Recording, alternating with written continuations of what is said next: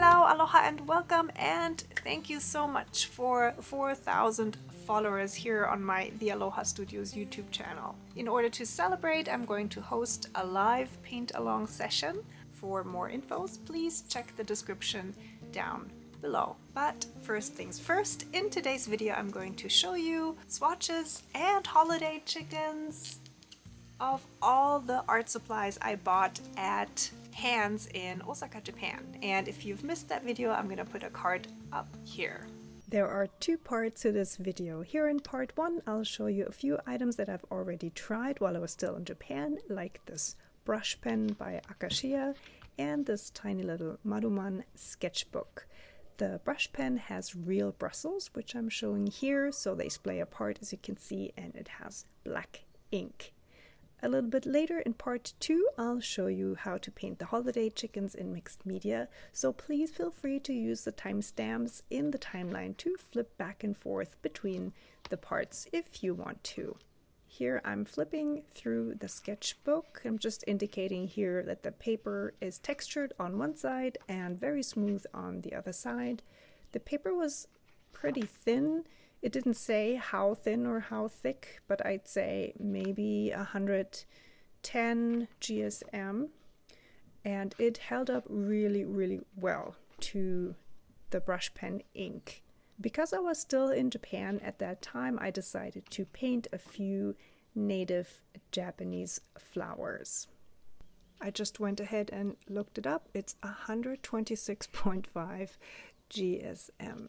So not a very thick paper, but really sturdy, I have to say, and at least for ink, as I used here, it was more than suitable. And it's a very inexpensive sketchbook in Japan. It was about $1, I'd say. So they're probably more expensive in America and outside of Japan, but small, extremely portable, and well suited for illustrations with brush pens. Up next, I'm going to show you a few watercolors that I bought, and if you have been around here for a while, you know that I make my own watercolors, Aloha watercolors, but I'm also always curious about trying out other watercolors. These ones here are by the company Kissho, and I bought 3 colors. The first color I bought was the green one because I actually ran out of my own green, yellowish green, so I figured, okay, let's buy one. And then, well, I ended up buying 2 more colors, a very vivid carmine red and a yellow that's more leaning to the cool side, to the green side. While still in Japan, I painted a series of 12 native Hawaiian birds for my 2025 bird calendar, and I used all 3 of the Kissho watercolors alongside my own Aloha watercolors. And I have to say they work really well together, and I think the reason why I like these Japanese watercolors so much is that they are actually very similar to my Aloha watercolors, super vibrant and more on the opaque side for a lot of the colors. Here in this akohe bird painting, you can see that I used the yellow and the green paint to paint the leaves here in the background. I also used a few of the Holbein colored pencils, for example here in this Elepaio painting for the little flowers. More in part 2. Welcome to part 2 of this video. Let's get painting. I will be using my new sketchbook, the watercolor paints that I just talked about, as well as the colored pencils I just showed you, and I have another few colored pencils that I have not used yet. These are all by the same company, Mitsubishi Uni. The only difference is that these are regular colored pencils and these are water soluble colored pencils. The ones here by Holbein were also regular colored pencils. Okay, so before I get to sharpening these, let's talk about this sketchbook. It's the same company, Maruman, as the one I showed you earlier with the Japanese florals, but this one was very inexpensive. I think it was only about $1, and this one even though a little more expensive, still on the more affordable side when it comes to watercolor sketchbooks. I'm not sure exactly what the price was, but I think it was less than $10. I felt very drawn to the beautiful green cover. It's also very robust. As for the specs, this is a 242 gram paper. It's not cotton, so it's wood pulp. There is one side that has a more textured surface, and on the back side it's smooth. So I know that for a lot of people this would be a no-go. They would prefer to have kind of a similar texture on both the front and the back side, but for me this is fine. I might today just go ahead and use gouache and markers on the smooth side, and then watercolors and colored pencil on the more textured surface. The paper is natural white, so a little off-white, and I do have the surface that they call natural, which is kind of like in between a rough surface and a hot press smooth surface, but that only goes for the front side of the paper. I won't be painting the first page today. I will later add a few Christmas penguins that my friend Tanya from Miss Nice Day did in today's Christmas live stream. So I will start with this double page, and on the left hand side I'll use gouache and acrylic markers. So these are the acrylic paint markers that I bought. They're from the company Pilot. They also make excellent fountain pens and other pens. Has a chisel tip, and I haven't even opened them yet, so I'll do that in a minute. Open them and shake them and activate them. I also have bought 4 new gouache colors, even though I realized after the fact that only 3 of them are gouache. These 3 acrylic gouache. Acrylic gouache just means that even though it behaves like gouache and it feels like gouache, once it's dry, you cannot reactivate it with water. So once it dries, it's more like acrylic paint, not like traditional gouache, which you can reactivate again with water. Number 4, this beautiful neon pink, is actually a fabric paint, but I'll just try it. I think it probably will work just as fine on paper. I also got another white Posca marker. These are always handy to have. They are very opaque and excellent to add highlights. I've sketched some ideas for today's Christmas chickens. These are kind of rough sketches, and I'll just do something like this in my new sketchbook. Actually, over here I didn't even put anything Christmassy on the chicken, so I'm gonna think about what to add over there. But all in all, to give you an idea how today's session will go, I'm basically going to paint something very similar but in different mediums. So left hand side will be gouache and acrylic markers, and the right hand side will be watercolors and colored pencils. Let's shake up these juice paint markers. And then, as with all acrylic markers, you want to pump them, and I usually don't do that on the paper that I'm going to paint on directly because, you know, potential mess. So I'll just have a scrap piece of paper.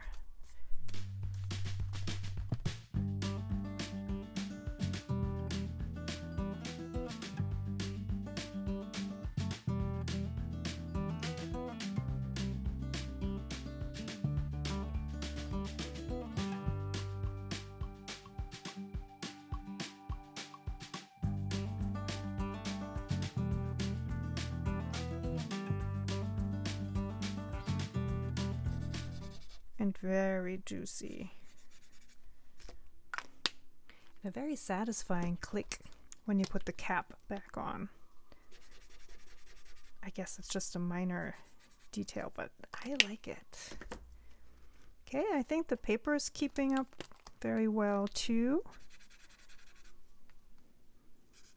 So oftentimes with acrylic markers and paper in general, it's very hard to find paper that doesn't rip, because, you know, the nib of acrylic markers is pretty hard, and usually it just takes the fibers off the paper off right away, but yeah, this one keeps up pretty well. And again, this is the back side of the paper, so it is very smooth. Let's move on to the gouache paint.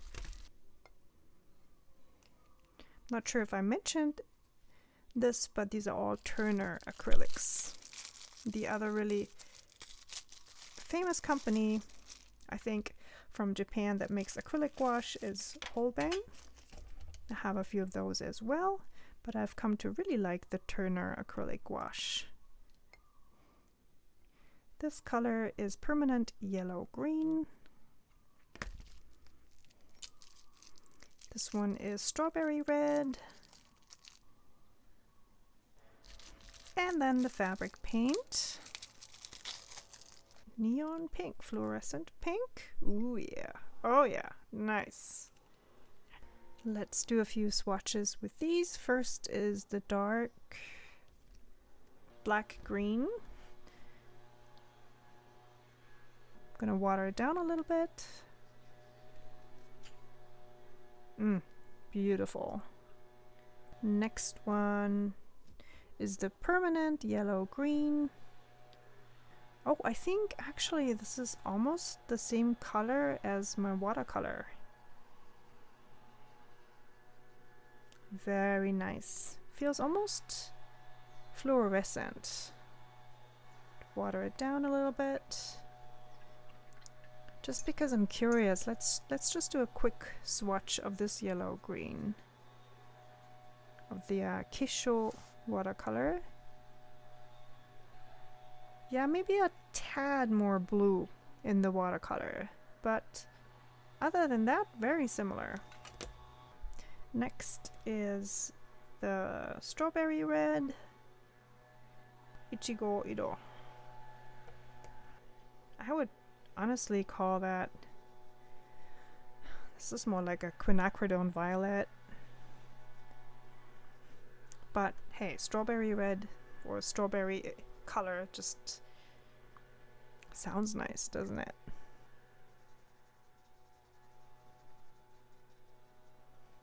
So honestly, when I was in this store, I spent so much time in there, I got really tired. So at some point I don't even really think about which colors to choose too much. I just kind of follow my gut and just pick a few colors. And then of course I end up buying similar colors. I can tell that this is not straight on gouache, that this is a different type of paint. This is the fabric paint. So it has a lot more binder in it, or probably acrylic fabric binder. So the coverage is not as good as with the other one. So it's not as opaque. It's kind of streaky. But the color is great. If this works well on fabric, then this is definitely a winner. Alright, I'm gonna do a little sketch first with one of my colored pencils. Just a quick little Christmas chicken.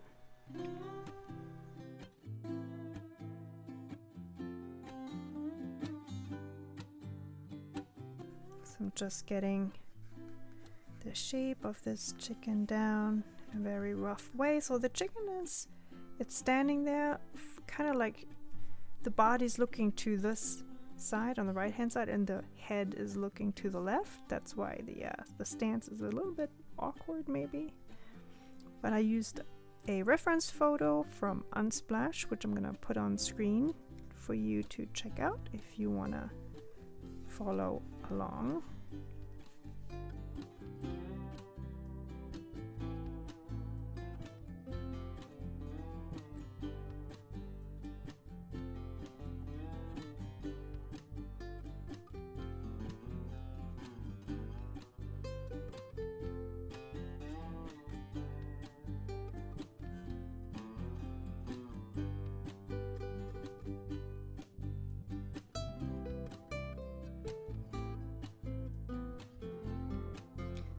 I'm going to start with my acrylic marker and just cover most of the chicken in this nice peachy color. Wow, this goes on so smoothly. It's nice. The advantage of acrylic markers when you do mixed media techniques, especially if you do landscapes, for example, you can put down a lot of paint very quickly. Of course, you could also just use gouache paint and a brush, but sometimes when you don't feel like getting the water ready and the brush ready and everything, just maybe want to do a quick sketch, then I think these acrylic paint markers come in really handy. But just as a tip, try to go over every stroke only once, meaning that the more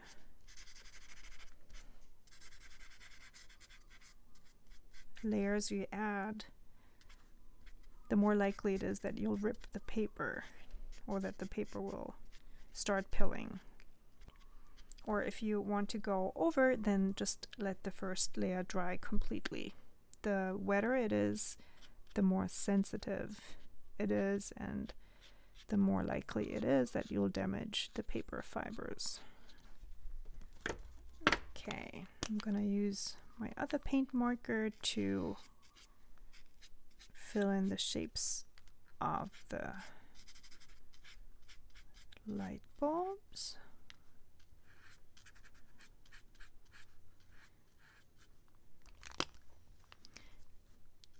Paint marker number 3.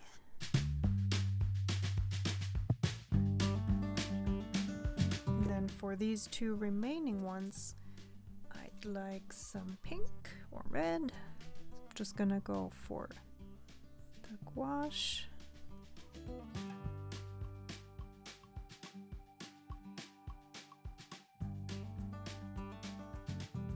I bet you can even mix these two.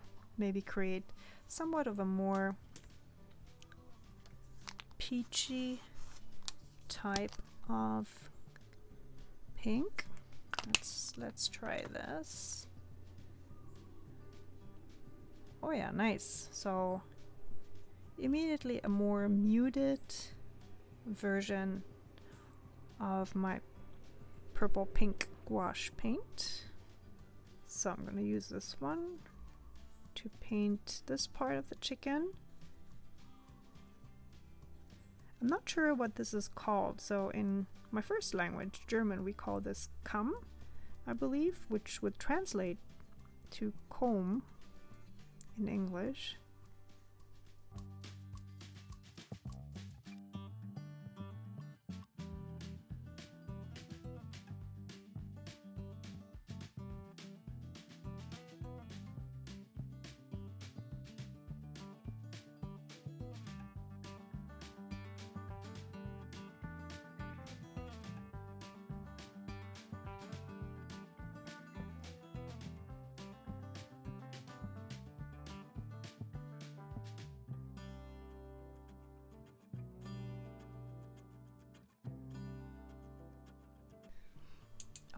Let's add something dark for the eye. I'm just going to use the green here. If I wanted a little bit of a different color, so it's not green, I could mix it with this pink here to get more of a brownish color. Alright, so this is kind of like a purplish black at this point. That works for the eye.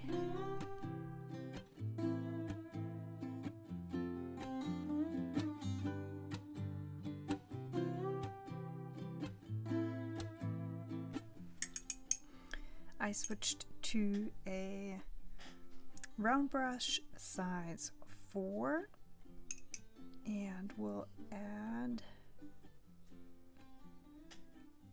some of the yellowish green that I haven't used yet to paint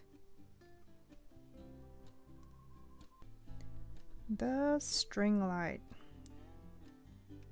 Okay, that looks a bit strange. I don't think I would have usually chosen this color to paint the string light. It's really mostly because I haven't used this yellowish green yet.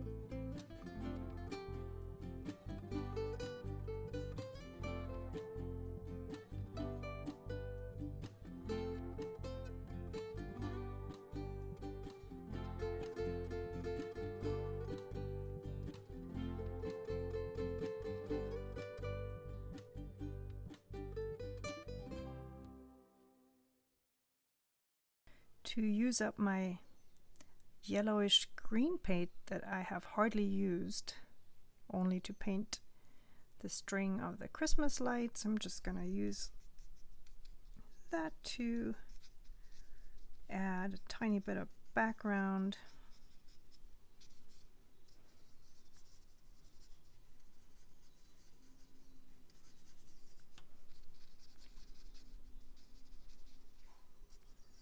It's not very Christmassy, I'm realizing, because, you know, it looks like a spring meadow. Well, I guess it's a Christmas chicken in Hawaii. So more of a tropical green grass. Let's add a little bit of darker green. Just trying to use up the paints that are on my palette. And yeah, to recap to this point, I'm really happy with both the paper and the paints. I really like how the paper is able to handle both the acrylic paint markers. There's a little bit, tiny little bit of pilling of the paper, but it's very minimal, and compared to other papers, I think this paper is handling it really well. And one more thing before we move over to the other page is to add a few highlights with the white Posca marker. Maybe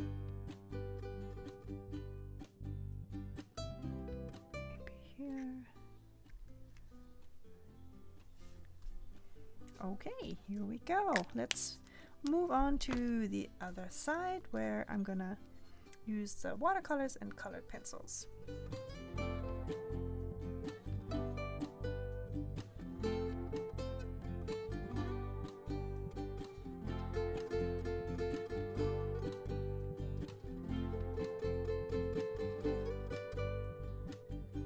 That was a lot of sharpening, I have to say. So I guess when I say I love sharpening, it's not maybe that many at once, but it is kind of satisfying. All right, let's get started on chicken number 2. So for this side, we're gonna do watercolor and colored pencil, excuse me. So I already did this little swatch here.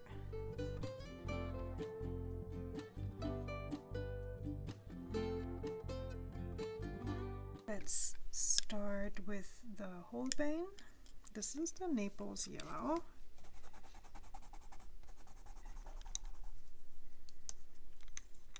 And crimson. They're so buttery. They actually remind me of Prismacolors. Super nice.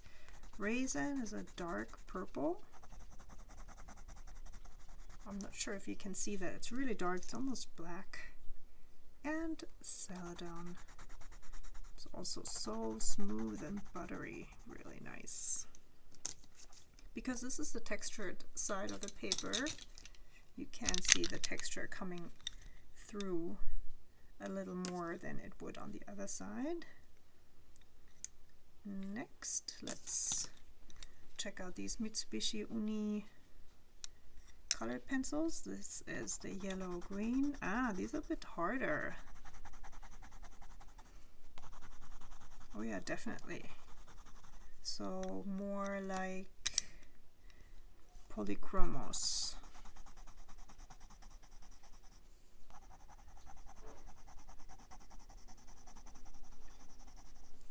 Or even like the Tombow Irojiten.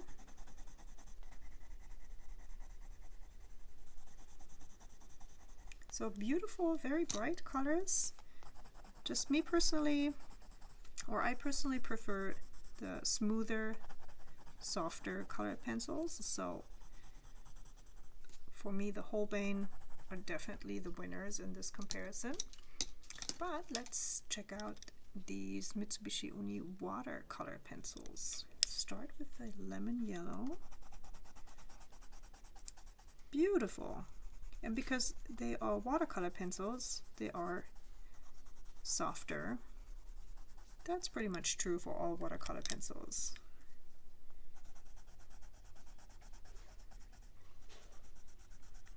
Oh yeah, very nice. So lemon yellow, this was light carmine, and this is the night green. Ooh, that's pretty. And let's see how they react with water. So this is the lemon yellow. Very easy to blend with water. Ooh, look at that. What a pretty color. And the night green. Oh yeah, I like these too. So the regular Holbein colored pencils and the Mitsubishi Uni watercolor pencils I really like. Not too fond of the regular Mitsubishi Uni pencils, not because the colors aren't beautiful, because they are, but just because they are a little bit harder, and I go for the more softer colored pencils.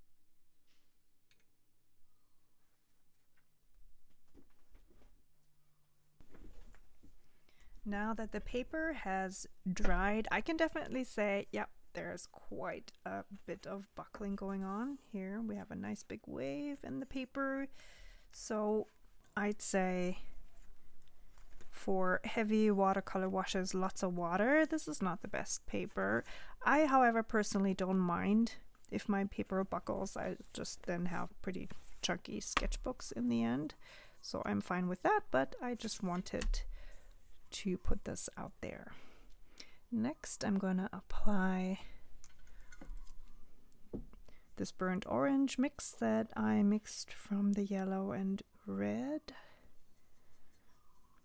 want to water it down quite a bit and just paint the whole chicken.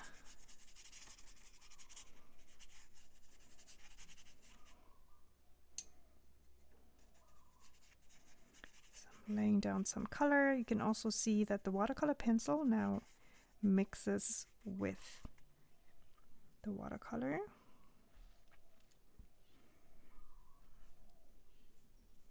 I'm still using my number 10 round brush. This has a pretty good tip, so I don't really feel the need to switch to a smaller brush at this point, because I'm just laying down the background or base layer of my chicken body. This is the hind leg. Now, with the paint still being dry, I could go in there with my watercolor pencils because they are so soft and water soluble. They usually don't rip the paper. So let's try this, because this is a technique that I really love to do. Oh, and I just realized I painted over the part of the hat. It was supposed to be left white. So, but that's fine. It's just gonna be a peach colored hat now. And for a more uniform look, let's just add the same thing here on this side of the hat. And yeah, that works really well. Applying the watercolor pencil to the still wet paper. Very nice. yeah, that works. No ripping.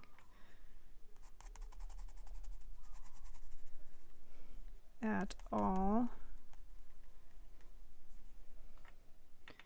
Let me zoom in a little bit so you can see that better.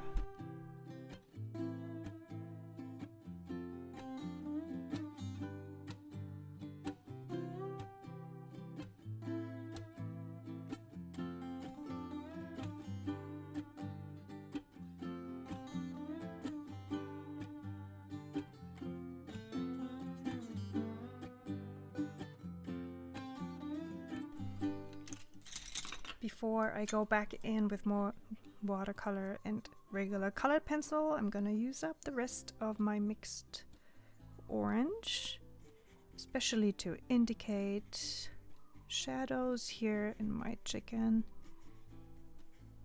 The reference photo I'm using pictures of kind of like rusty reddish brown and black and gray chicken. And I'm gonna show you the reference photo here and also link it down below in the description in case you'd like to paint a chicken like this one as well.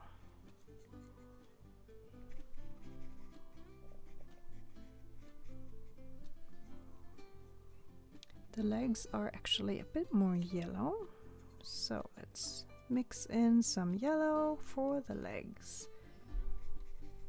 Oops. I'm very quick, very fast. Poor chicken.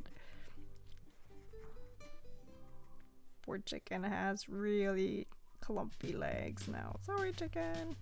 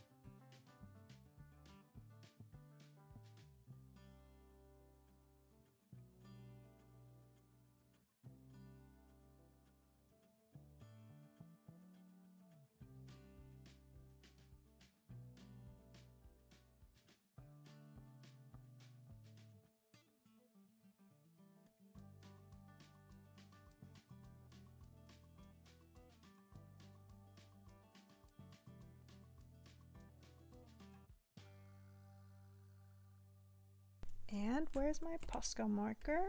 Here it is. Let's add a few white highlights. Why not?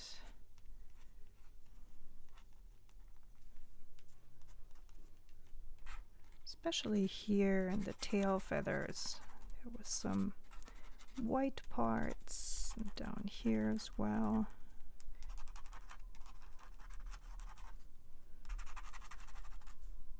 All right. I think I'm happy with this one. I really like how this one turned out. I guess this was kind of like my warm-up exercise with the gouache. And even though I personally don't really mind buckling of the paper too much, and actually it calmed down quite a bit applying different media here, I would say that, yeah, gouache is going to be my go-to medium for this one, and acrylic markers, looking at how nicely this page took both the gouache and the acrylic markers. I'll see you in the next video and in the live stream, hopefully. Until then, happy creating and aloha! Okay, let's see. I do want to do the beak and the legs in a different color. Puppy. Okay, let's take a little break. Be right back.